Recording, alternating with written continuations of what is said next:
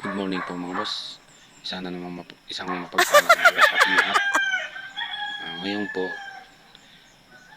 papakita ko po kung paano namin ginagawa yung dry pack na templa. Kung paano i-mix yung buhangin at yung tubig niya para makuha yung dry pack na templa. Paano? Ito po mga boss, itong video para sa mga baguhan na katulad natin, katulad ko. Para at least naman kapag sinabi nilang dry pack alam niyo yung pagtitimpla kung paano. Abangan niyo mga boss.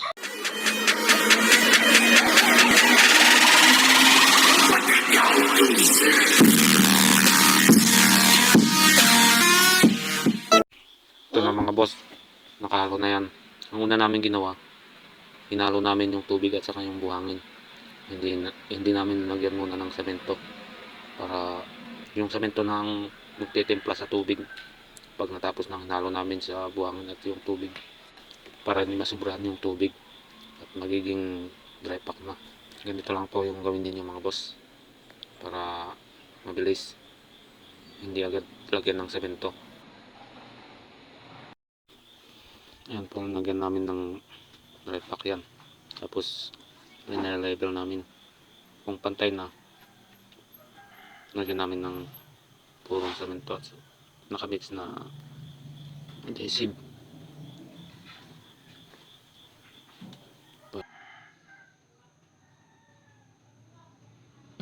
Tumas kami ng 5 cm sa flooring at saka yung tiles. Yan po yung sukat ng PVC sa flooring na nakaabang para sa ilaw at saka saksakan. Kaya dyan kami nag-base ng height ng tiles, pagka-tiles. Dry pack talaga yan mga boss. Yan po yung height niya talaga para hindi sasayad yung PVC sa tiles.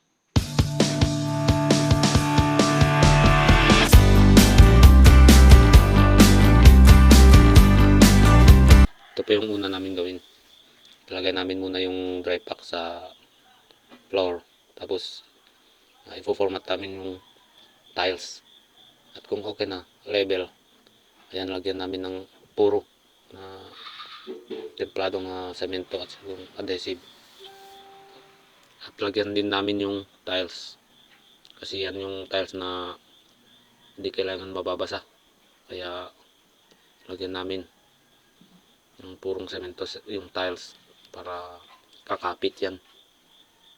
Kasi karamihan dito ito po yung madalas na kumakapax na tiles kung hindi po tayo maingat na gumagawa. Kasi hindi nalalagyan ng tubig to, hindi na ibababad. Mega shout out po kay JR. Ito po yung kwarto niya, malapit nang matapos. At yung kasama ko, at si Utol, at si Bayaw pala. Yan po yung kasama kong nagtatrabaho dito mga boss.